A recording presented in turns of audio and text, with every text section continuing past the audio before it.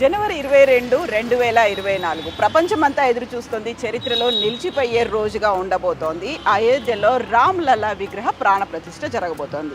అందరూ అయోధ్య రాముడి గురించి మాట్లాడుకుంటున్నారు. శ్రీరామచంద్ర ప్రభువుకి సంబంధించినటువంటి దర్శనీయ స్థలాలు ఎక్కడున్నాయి, ఏమున్నాయి, వీటన్నిటి గురించి మాట్లాడుకుంటున్నారు. అండ్ రామ్లలా విగ్రహాన్ని ఎవరు చేశారు, వీటన్నిటి గురించి మాట్లాడుకుంటుంటే హైదరాబాద్కి సంబంధించి కూడా రాముడి విగ్రహంతో ఒక కనెక్షన్ ఉంది. ఆ విగ్రహం గురించే మనం మాట్లాడుకోబోతున్నాం. లోకాభిరామం రణరంగధీరం రాజీవనేత్రం రఘువంశనాథం కారుణ్యరూపం కరుణాకరంతం. ఎస్, నా వెనకాల కనిపిస్తోంది 20 అడుగుల ఎత్తున్నటువంటి ఒకే ఒక్క టేకు మొద్దు మీద తయారైనటువంటి రాముడికి సంబంధించి మనం అనురాధ టింబర్స్ ఇంటర్నేషనల్ బోయిన్పల్లిలో ఉన్నాము. ఇక్కడ నిర్మాణం అవుతున్నటువంటి రాముడి గురించి మనం మాట్లాడుకోబోతున్నాం. మనతో పాటుగా ఉన్నారు కిరణ్ గారు. కిరణ్ గారు, నమస్కారం అండి. సో మనం రాముడి గురించి మాట్లాడుకుంటున్నప్పుడు అందరూ అయోధ్య గురించి మాట్లాడుతున్నారు. అయోధ్య చుట్టుపక్కల అక్కడ ఉన్నటువంటి విశేషాలు, అయోధ్య రాముడికి ఏ కానుకలు వస్తున్నాయి, ఇవన్నీ మాట్లాడుకుంటున్నాం. అవన్నీ శిలలతో చేసినవి.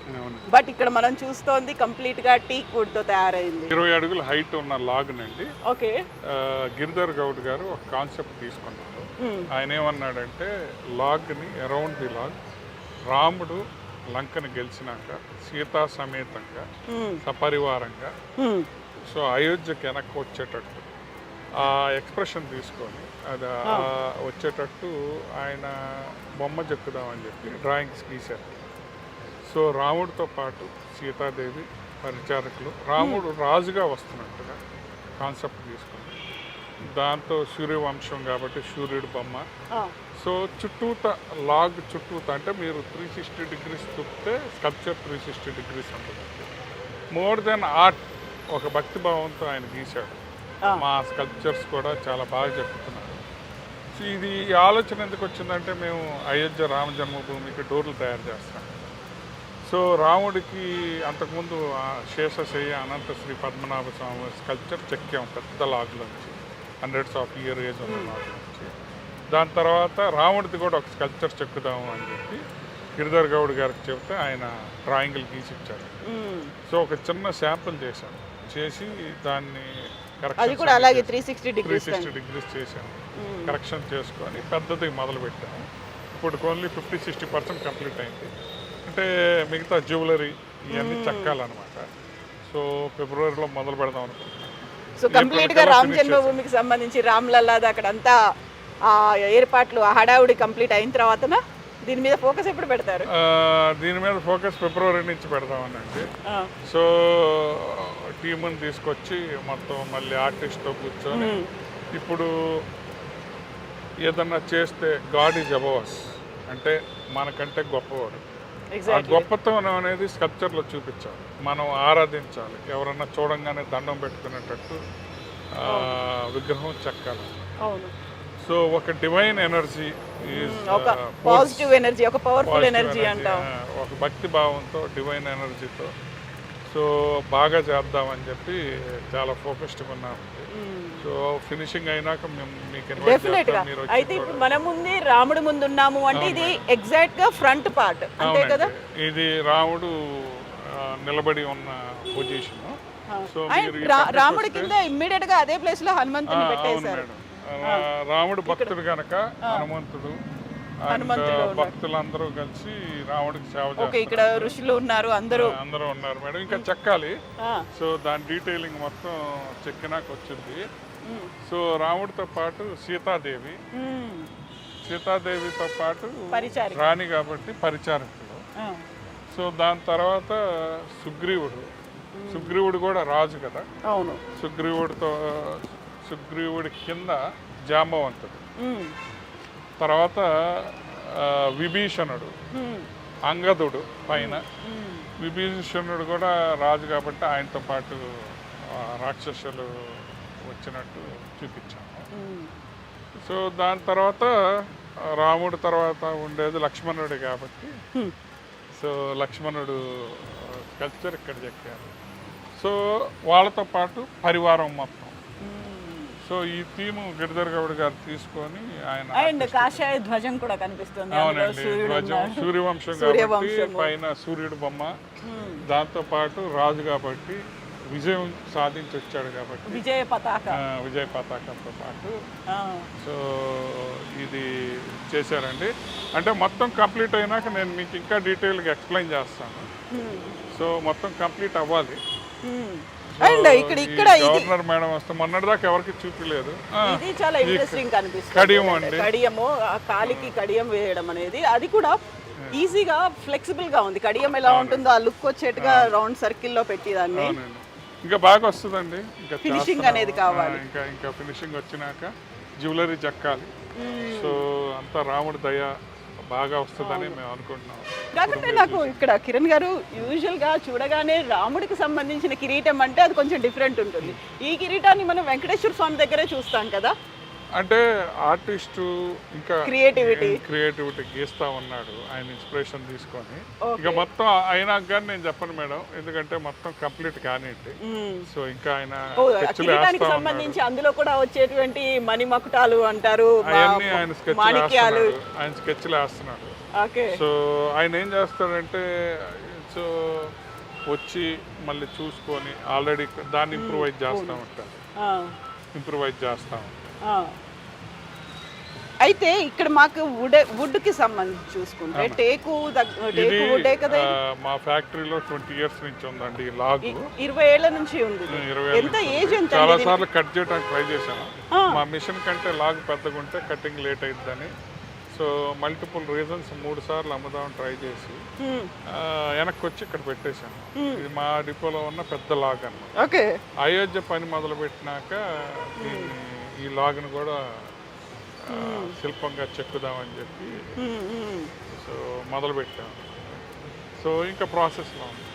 ఇప్పుడు ఈ లాగ్ కి అంటే మామూలుగా చెట్టుగా ఉన్నప్పుడు ఎన్నేళ్ళు ఉండుంటాయి? ఆ ఏజ్ నేను ఇంకా క్యాల్కులేట్ చేయను. Bigger log, one of the very big log. So 500 years పైన అయితే ఉంటుంది. దాన్ని కూడా మీరు దీనికి వచ్చినటువంటి సర్కిల్స్ ని బేస్ చేసుకొని చేస్తారు కదా. ఈ సర్కిల్స్ అది ఒక ట్రీ పెరిగేటప్పుడు యాన్యువల్ రింగ్ అంటారు. ఒక్కో రింగ్ సంవత్సరానికి ఒక రింగ్ ఫామ్ అవుతుంది. సో ఇంత చెట్టు అవ్వాలంటే 20 ఏళ్ళు పడుతుంది. సో ఇంత చెట్టు అవ్వాలంటే 100 years పడుతుంది. ఇంత పెద్దది అవ్వాలంటే సో మెనీ ఇయర్స్ పడుతుంది. అండ్ ఇయర్ ఆన్ ఇయర్ అయ్యేసరికి రింగ్ చిన్నది అవుతాం. సో గ్రోత్ అనేది old age tree growth. And ఇంకోటి టీక్ వుడ్ లో న్యాచురల్ ఆయిల్ ఉంటుంది మేడం. టర్మైట్ అది పాడవదు, ఎన్ని సంవత్సరాలు అయినా కూడా వెల్ ప్రొటెక్టెడ్, పాడవదు. అంటే కట్ చేసిన తర్వాత కూడా అది కంటిన్యూ అవుతుంది అంటారా? ఏం కాదండి. సో దీనికి టెంపుల్స్ లో 1000 years నుంచి లోపల రూట్స్ లో టీక్ వుడ్ పెట్టి ఇంకా ఉన్నాయి. సౌత్ ఇండియన్ టెంపుల్స్ లో కానీ నార్త్ ఇండియన్ టెంపుల్స్ లో అప్పట్లో వుడ్ బేస్ చేసుకొని లైమ్ వాటర్తో కట్టేవారు. సో వుడ్ ఎన్ని సంవత్సరాలైనా పాడవుతుంది. Well protected, not protected, take care చేయకపోతే పాడవుతుంది. సో టేక్ కేర్ అంటే ఇప్పుడు మనం ఇది తయారు చేసిన తర్వాత ఎక్కడ పెడతారు? తయారు చేసినాక ఫినిష్ చేస్తామండి. ఎక్కడికి వెళ్తుందో నాకు తెలియదు. రాముడు ఎక్కడికి వెళ్ళాలి, ఎక్కడికి తీసుకెళ్తాడో తెలియదు. మేము ఓన్లీ టూల్స్ అండి. We are only tools in the hand of God. మాకు దేవుడు ఇచ్చిన అవకాశం. సో ఏదన్నా చేసేటప్పుడు బాగా చేయాలి, బాగా చేద్దామని అనుకుంటాం. మా పని ఏది చేసినా. అయితే ఒక మంటపం అయితే కడతారు, కట్టి అక్కడే ఉంటుంది కదా, ఒక షెల్టర్ గా ఉండేట్టుగా. అది కూడా తెలియదు. ఫస్ట్ ఫినిష్ చేయండి మేడం. ఫినిష్ చేసినాక నేను I will definitely update you. Okay. అయితే ఇక్కడ ఇంకొక చిన్న డౌట్ ఏంటంటే మెషిన్ దాకా వెళ్ళింది, 3 సార్లు వెళ్ళింది, కట్ చేయడానికి కుదరలేదు. సో రాముడి కోసమే ఉంది అనుకుంటున్నారా మీరు? మేము అదే అనుకుంటున్నాం మేడం. రాముడి కోసమే ఈ లాగిన్ని రోజు లాగిందేమో. 20 years నుంచి this is in my office last so many years. 2000 yearsలో కూడా నాకు గుర్తులేదు, కానీ ఎప్పుడో తెచ్చిపెట్టాము. 3 సార్లు అమ్మాం. అంటే అమ్మటం అంటే మా కస్టమర్ మా దగ్గర ఉన్న స్టాక్ అంతా కొంటా ఉంటే ఈ లాగ్ సెలెక్ట్ చేసుకున్నాడు. మిషన్ దాకా వెళ్ళి వెనక్కి వచ్చింది.